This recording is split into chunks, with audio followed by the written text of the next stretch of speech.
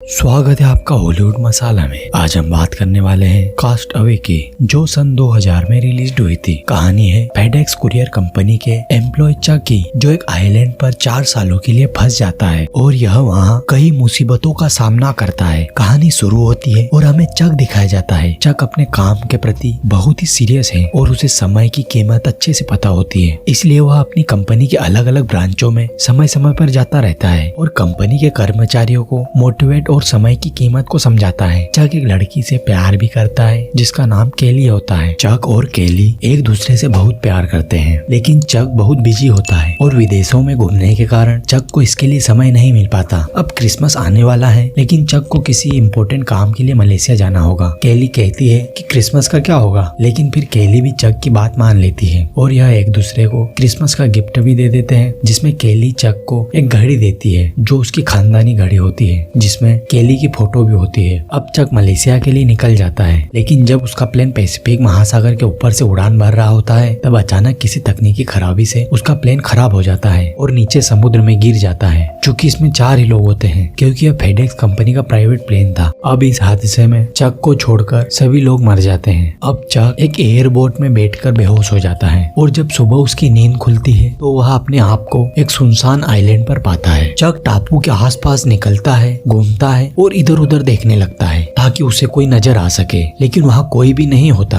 अब चक रेत पर बड़ा हेल्प भी लिखता है ताकि कोई प्लेन उसे देखे तो उसकी मदद कर सके। अब रात हो जाती है और चक वही सो जाता है, लेकिन जब वह सुबह उठता है तो देखता है कि उसका हेल्प मिट चुका है। जिसके बाद वह बड़े बड़े लकड़ियों से हेल्प लिखता है, क्योंकि उसे उम्मीद थी कि कोई न कोई उसे बचाने जरूर आएगा। अब चक के साथ साथ फेडेक्स कंपनी के पार्सल भागकर आए होते हैं, जिससे वह उन्हें इकट्ठा करके रख लेता है। अब चक को पानी पीना था, लेकिन समुद्र का पानी खारा होने से वह नहीं पी सकता, जिसके लिए वह बहुत सारे नारियल इकट्ठा कर लेता है। लेकिन नारियल से पानी निकालना इतना भी आसान नहीं था। बहुत कोशिशों के बाद भी वह पानी नहीं निकाल पाता, लेकिन लास्ट में वह एक जरिए से पानी निकालना सीख गया था, जिससे वह अब अपनी प्यास बुझा सकता है। अब चक को यहाँ 2-3 दिन हो चुके हैं। चक के पास अब पैरों में पहनने के लिए कुछ भी नहीं है, जिससे जब वह पानी में मछली मारने के लिए जाता है तो उसे पैरों में चोट लग जाती है। अब चक अपने पेंट को फाड़कर अपने पैरों में बांध लेता है। अब चक को एक ऊंची चोटी दिखती है और यह वहाँ जाकर चारों तरफ का जायजा लेना चाहता है। अब चक वहाँ जाता है और उसे समुद्र में कोई दिखता है। अब चक वहाँ से जल्दी जल्दी वापस भाग कर आता है और फिर उसे पता चलता है कि वह उसी के पायलट की डेड बॉडी है जिस प्लेन में वह आया था। अब चक को यह देखकर बहुत दुख होता है और यह उसे दफना देता है, लेकिन उसके पास बैटरी और जूते होते हैं जो चक अपने पास रख लेता है, क्योंकि उसके काम की यही दोनों चीजें थी। अब चक को यहाँ बहुत दिन हो चुके हैं और अब चक यहाँ रहना सीख गया। अब वह मछली मारकर अपनी भूख शांत करने लगा था। अब चक के पास मछली, ओस का पानी और नारियल का पानी है, जिससे वो अपनी भूख शांत कर सकता है। अब एक दिन उसे रात में एक सीप दिखता है, जिससे चक की खुशी का ठिकाना नहीं होता। चक जोर जोर से चिल्लाने लगता है, लेकिन सीप दूर होने के कारण उन्हें सुनाई नहीं देता। अब टॉर्च भी बताता है, लेकिन सीप इतनी दूर था कि टॉर्च कोई असर ही नहीं होता। अब अगली सुबह चक उस टापू से निकलने का फैसला कर लेता है। उसके पास जो एयरबोट थी जिसके सहारे वह यहाँ आया था, उससे निकलता है, लेकिन समुद्र की लहरें इतनी बड़ी होती है कि उसे वापस उसी टापू पर जाकर छोड़ देती है और इसी बीच चक के पैर में चोट लगने के कारण चक वापस बीच पर आ जाता है। अब यहाँ एक रात बारिश होती है, जिससे वह एक गुफा में जाता है और अपनी टॉर्च चालू करके ही सो जाता है। अब जब सुबह वह उठता है तो देखता है कि टॉर्च के सेल खत्म हो चुके हैं और अब इसके पास रोशनी का कोई साधन नहीं है। अब चक को आग जलाना भी नहीं आता।